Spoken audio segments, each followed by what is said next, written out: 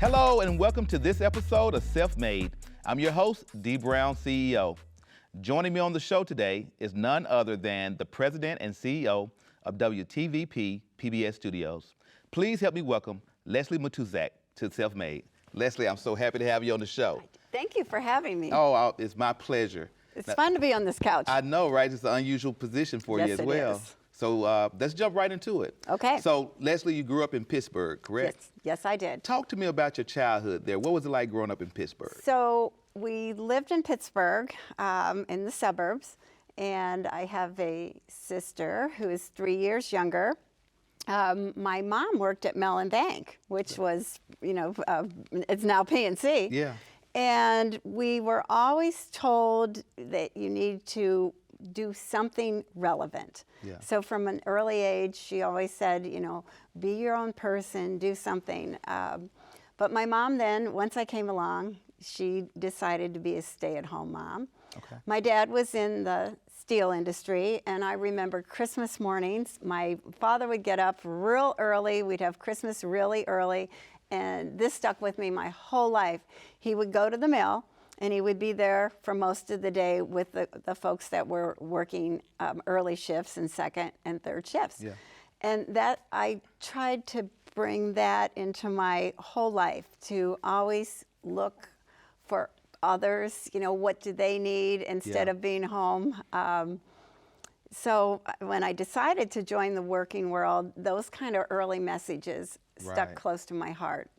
And I try to practice them today. Well, those type of lessons are ones that I think all of us can use and can stand to practice more of. Yes.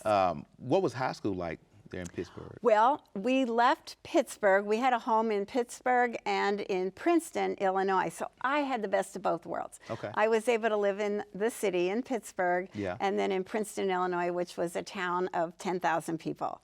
Gotcha. And I loved it. And I, of course, there's nothing like shopping, so I enjoyed going back to Pittsburgh, and there was no sales tax on clothes, so, we went back a lot. But I got into showing horses, saddlebreds, when we moved to Princeton. And my dad would go back to Pittsburgh, and my mom and my sister and I would stay in Princeton, Illinois, because we really loved it there. And again, I got into showing horses and met a lot of people in Peoria that I'm still friends with, and my horse friends are my lifelong friends. So what is it like showing horses? It was great. Yeah. First of all, it's a very serious business. I still am in the horse industry, but not like I should be, or would be if I was retired, and that's not on the horizon for me. I have too much energy. I'm like you. There's no way. No way I can sit still. So we did it differently than a lot of big barns did. We had a big barn. It was run by Lois and Jerry Zerline, and there were probably 8 to 10 girls, and we're still all friends today. We did the grunt work. Anybody can have a horse or horses, and here, you do it, you prepare the horse for the show ring. But we learned from the ground up. And so we were self-made in the horse industry, because we were competing against fancy people with fancy horses, and we'd beat them.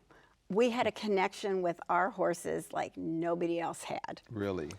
Yeah, in fact, this is kind of a funny story. I learned to drive tractors. Really? Up and down we helped it. We loved our stable friends, and we loved the grooms that are still our friends today. Yeah. And we'd help feed horses, so we learned to drive tractors and, muck stalls and feed horses and throw hay. But when I got my driver's license, I hooked up a horse trailer to our car. I had a horse trailer. My dad, got us a horse trailer. We showed, and we went on big semi vans. But I took my horse home Rode them up and down my street for all my neighbors and my neighbor kids, and it was kind of cool. So, you know, we had that connection. Yeah. So talk to me about college. You went to Bradley College, correct? So I started at SIU so I could show horses, and I did my undergraduate work at SIU, Carbondale, which is kind of right in the beginning of horse country. I was an out-of-state student by that time. Yeah. My dad had relocated pieces of the business to Michigan, to the more of the Warren, Michigan, Rochester, Michigan area. Right. And so after I was an undergrad, then I came to Peoria. My first job was at Bradley University right out of college. I went through college. I went through high school in 3.5 years. Then I went through college pretty quickly, about 3 years, and came to Bradley. Worked with some amazing people that taught me quite a bit. And so then I did my MBA at Bradley. And then full disclosure, I didn't get into Harvard Business School as a young person out of high school, and I don't look at that as a failure now, but at the time I did. And so I went back to Cambridge as an older person. I'm a lifelong learner. Right. I think that's the key. That's a very I know you are too. Yeah, absolutely. Yeah. So, and I'm very familiar with Carbondale. Ironically, I built a school in Harrisburg. Oh, Illinois. I know that area well. Yeah. And we've been talking to the Airport Authority over there as well, Southern Illinois. Yeah. Very cool. So yeah, I'm very familiar with that area. So you've developed a love for nonprofits, right? Yes. So when did that come about? So I used to go with my mom when we lived in Pittsburgh, full-time living in Pittsburgh, and collect for March of Dimes. That was, you know, unfortunately they were able to eradicate a lot of disease and issues, and March of Dimes has reinvented themselves and now are on to other ways to help and improve people's lives. So I'd go collecting with my mom. My mom, being a stay-at-home mom, was very, very involved in the community, in our school, where my sister and I went, in our church. So we were always taught, you know, to share blessings and to share talents. And I just like people, and I like helping people. So I spent 17 years before I came here with Boys and Girls Clubs, helping underprivileged kids. So talk to me about your time with the Boys and Girls Club. What was that like, and what contribution do you feel that the Boys and Girls Club make to the communities they serve? I think it changes people's lives. And first and foremost, disadvantaged children don't necessarily mean children of one economic situation. I remember a little guy that I still know who had the world. Traveled to Europe, you know, when he was 16, had the nicest, coolest car, but he never saw his parents. Yeah. And then I had kids that would come in to Boys and Girls Clubs, and they never had anything new. Not only did it change my lives, but it changed the lives of everybody that was on our board of directors and everybody that worked at Boys and Girls Clubs. It's still very near and dear to my heart. Yeah. And the coolest thing for me is I hear from kids that I had that are now raising families. I had a young woman, I'm not going to say her full name, but her first name was Tamika. I was so impressed by this young woman, and she worked for us, and as kind of a youth development person, she got on a wrong path. We had to straighten her out, and it didn't work so well. I had to call her in one day and say, and I called her Miss Tamik, and I said, you got to get your act together, or because you're not a role model for the kids here at Boys and Girls Clubs, and we served about 1,500 kids. Lot. And she and I decided that it would be best for her to part ways and go somewhere else. And it broke my heart to tell her that I just couldn't have her there. Yeah. But I told her as she was leaving, I said, you need to go to ICC. You need to get in school, and you need to get away from the people that were kind of messing with their life. Yeah. And I didn't hear from her until 2.5 years later, and she called me, and I went to her graduation at ICC. Oh, wow. And she is now also with nonprofits, and what a turnaround. Yeah, that's amazing. What about as far as the kids that you interacted with? Are there any stories there that are memorable? Sure. One of the things, so when my daughter, she went to Notre Dame High School, and in fact, one of her friends is now a principal at District 150. And they worked in the summer for me at the Grinnell Boys and Girls Clubs, which is kind of down by where the old Harrison homes used to be. Mm-hmm. And they came down, and these were girly girls, and they were teaching everybody how to try out for dance team and student council, and everybody was like, you know, you can do it, you can do it. So it changed those lives. And one of the girls, and actually I still hear from her too, I hear from a lot of people, she wrote to my daughter and said, you were the reason that I did not do drugs, that I did not get pregnant. And I remember my daughter told, you know, and again, my daughter, she was a math major and a business major, and but she said, you are so special, don't let anybody ever take advantage of you. And, you know, of course, then she said, get a different boyfriend, you know, and all the, you know. So anyways, long story short, that stayed with me, that I was able to have my child help somebody else, Right. and they're friends story. Today. Yeah. Really? Mm-hmm. That's good. Now, you are known as a prolific fundraiser. And oh boy. Can I turn to the camera and make a pitch? Yeah, please. Okay. But what do you contribute your success in that area to? I think it's first of all, I don't see myself as that successful in that area. I'd like to see myself more successful in that area, but I like fundraising because I like the missions that go with fundraising. Right. I like the fact of being able to, you know, with nonprofits, change people's lives, improve people's lives, eradicate disease. With WTVP and, you know, and what we do here with 5 channels, particularly the remote, the 24/7 learning channel, it also changes people's lives. Right. So I think if you can convey that. The other thing is, I don't ask people for money. People know if they want to contribute and be a part of something good that's moving forward. Yeah. And I think everybody that makes a contribution to whoever, whether it's PBS, Boys and Girls Clubs, church, etc., it's how does it make you feel?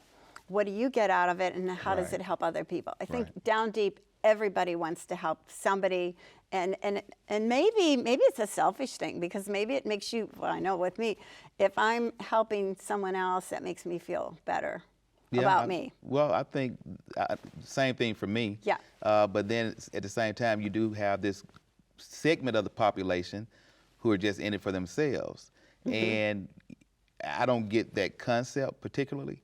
But what do you think happened in your life that made you be more mission focused than and outcome driven? So I was adopted. My birth mother was a professional tennis player. And I feel so blessed that I was able to have the family that I have. Yeah. And I could have been, you know, so many friends and people I've known and people that you and I know that lived in a home, either a foster home or an adopted home. Right. I was lucky. I went to my parents, and they are my parents. They got me when I was like 2 days old.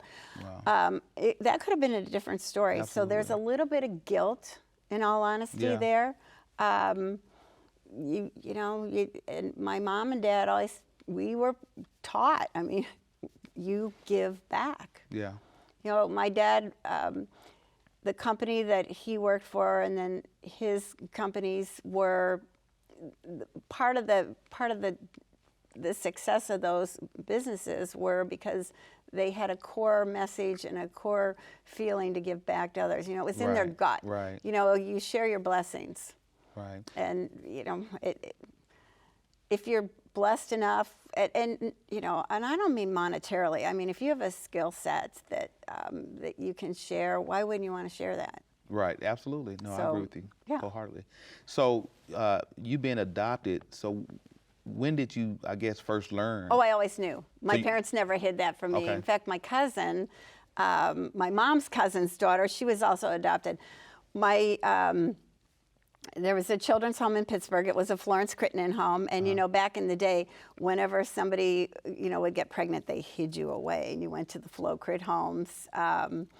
and you had your child, and they matched you up. It's really amazing because my background is, my genetic background and my heritage is the same as my parents. Right. You're not a parent just because you birth a child. Absolutely correct. Absolutely. And we taught that to a lot of our parents at Boys and Girls Clubs. We had a lot of parenting classes at Boys and Girls Clubs. The one thing about Peoria, Bloomington Normal, Galesburg, and our surrounding areas, Princeton, LaSalle, Peru, there are really good support systems based on United Way, based on community foundations, et cetera. So there's, if you need help for whether you're having a child or abuse or whatever, there's United Way agencies and other agencies that can really get you through that. Right. And so interestingly enough, my mother was adopted, and I can tell with her, there's always been this little void in her, wanting to be, I think, in some kind of shape, form, or fashion, have some kind of connectivity with her biological mother, who never wanted to have anything to do with her, even as an adult. And I get that, but I've never experienced that. People that I know have said that. I felt so blessed, and I look like my mom. Yeah. I don't look like my sister. Right. But I just never felt that way. And me either. Yeah. I know that biologically, that's my grandmother, but I've never had an interest. She never had an interest in my mom, so I never had an interest in her, and there's never been a void. I didn't have a father growing up, and it's something that never concerned me because I felt like the family that I had was sufficient to provide what I needed. Well, and I think part of the thing, when we talk about being self-made, there are other people other than our parents that help us become who we are. Absolutely. And again, that goes to that giving back. If you can mentor someone, in fact, this whole staff here at WTVP and Peoria Magazine, they mentor me. Right. I like to think I provide something and mentor them too. Right, but you mentored me when I first met you, and we were you. at a fundraiser. Somebody was asking us for money. That's right. Yeah, that's the other thing I think about fundraising. It always upsets me when people ask me for money when people haven't given money, or people haven't given time, treasure, or talent. It doesn't have to be financially. But some sort of resource to help support the mission and the cause. Absolutely. So you mentioned Peoria Magazine, and I know since you've been the CEO here at WTVP, you all acquired Peoria Magazine. Yes. Number one, why did you acquire it? Why did you make that decision? But number two, how important is that magazine to the local community? So I believe it's very important. And first and foremost, I want to say that Peoria Magazine was started back in the day by David Wright and his wife, Jan Wright. David died, and Jan was very, very instrumental in keeping that magazine going. She had help from the community, but she kept that going. And as Jan, we're about the same age, wanted to do other things with her life, it's my understanding, and we are friends, that she was going to sell her magazine. We came in at kind of the end of the cycle where she was going to just close up, and in fact Wayne Baum and Ray LaHood, two people here in this community, said, take a look at this. So we literally sat down with Jan, cut a deal, and we it took a few weeks to get it done, and we changed the magazine a little bit. I know you write for it. You're Forbes endorsed, which is pretty cool. Thank you. And you do write well. Thank you. So we changed it and made it a little more what we think it needs to be right now for us. That's not that it wasn't good before. We just changed it for our needs and as the community was changing. Right. So what I love about it, it gives us a chance to explore what's going on in our community, in our region. And our publication is 100% positive. Right. You're not going to read anything negative. We're all about moving the region forward, Right, which is what right. we're about here at PBS. Right. Now that doesn't mean that at PBS and on some of our local shows that we aren't going to dive deep and Sometimes somebody gets caught in the crossfire, and that's okay, because we want to be relevant to people. We want to be trustworthy. We want to be fair and balanced and accurate. Right. So our show At Issue with H. Wayne Wilson, H does an amazing job. You'll notice we don't underwrite that show. Because if you are a company and we're going to hammer you a little bit, we don't want you, we don't want to feel like, oh, we can't give it to them. They're an underwriter. Right. So, right. Anyways, then other shows, like for the magazine, there's a show that Julie Sanders and Phil Luciano do called You Gotta See This, which is an extension of the magazine, so we can dig deeper into issues. Okay. I know your column in the magazine is about leadership, and it instructs people and gives people tips and what's going on in the field and how to self-improve and become more self-made to the folks that in the Absolutely. Absolutely. So I want to jump back just a little bit.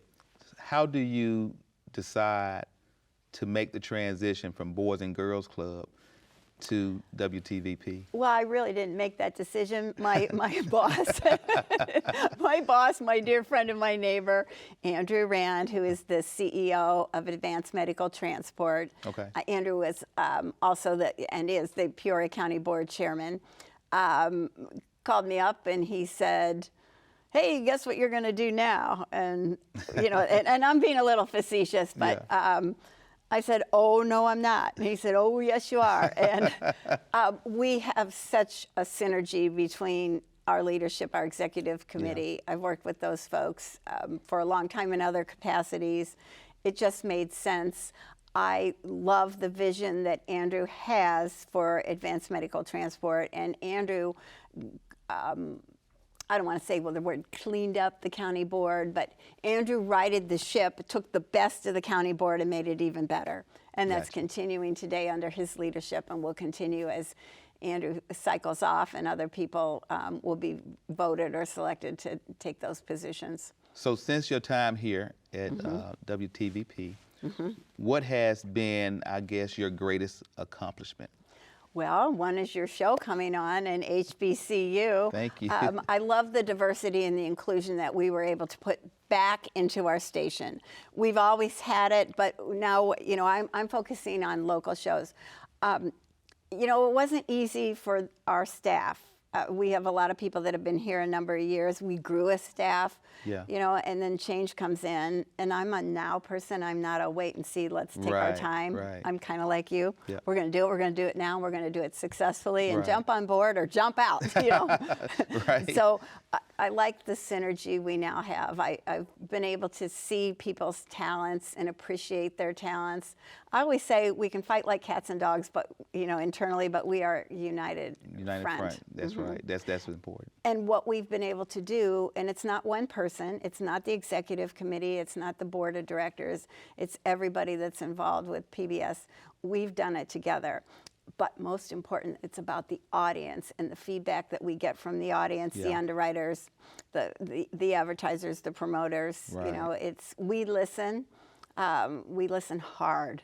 And that's something that I'm even learning to do even more. I think we all have to learn that. Yeah. And I must say, you have a great staff here.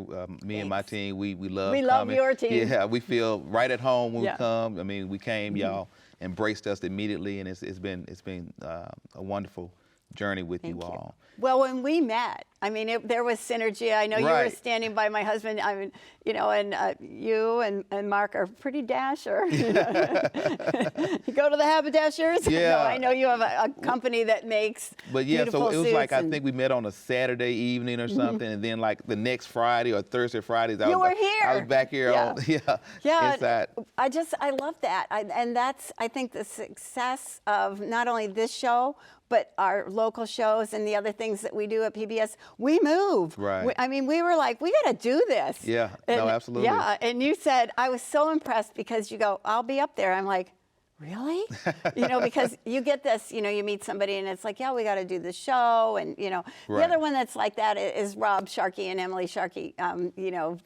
That is just an amazing synergy that we have. And we were able to bring this agricultural show to this region. And And that was the same way. I mean, I met them the same way I met you, Really? and it's like, we're doing this. Yeah. And you know Rob and Emily. Yeah. It worked. And so we want to take the shark farmer and, well, we needed it, first of all. I mean, Yeah. we're an agricultural community, so it's kind of cool. Right. I remember we talked about doing a second show, and Yep. I had the thought over the weekend. Yep. I sent the email on Sunday, really so it could be at the top of your inbox on Monday when you got in. And about 2 hours later, you was like, "We got to do this." Yep. I was like, "Oh, let's do it." Yeah. And I think a few weeks later we were shooting. We were shooting, and we got to set in like 3 weeks. oh, I know, or and something like I that. was so worried. How are we going to get this set? I Right. was so impressed. You go, I got it. All of it made. Look, Rochelle got doing Yeah. research and. And it boom. came. Yeah. Yeah, it came. I was like, And we were all in shock. Yeah, I loved it. I was just Yeah. so impressed. But I think that's the beauty of what our station is, and some of the changes that have taken place. The folks behind the cameras in the control room, Yep. that the audience doesn't see. I mean, we call them all the time. I can send an email. In fact, I have to sometimes put on the email, okay, if you're reading this, this is on you, not on me. Just ignore my Right, stuff, because right. most of us are 24/7 people here, and I think, Absolutely. and our audience is 24/7. That's right. So we got to be there. That's right. And we like to encourage the audience to communicate with us what they like, what they don't like. Yep. But Yeah. Lesley, you won't believe this. Yeah. We're out of time. We're out of time. We're out of time. I Darn. enjoyed being here you. with you Thank today. you, my friend. Great interview, great show. To my viewers, thank you for watching this episode of Self-Made. And remember, without you, there's no me.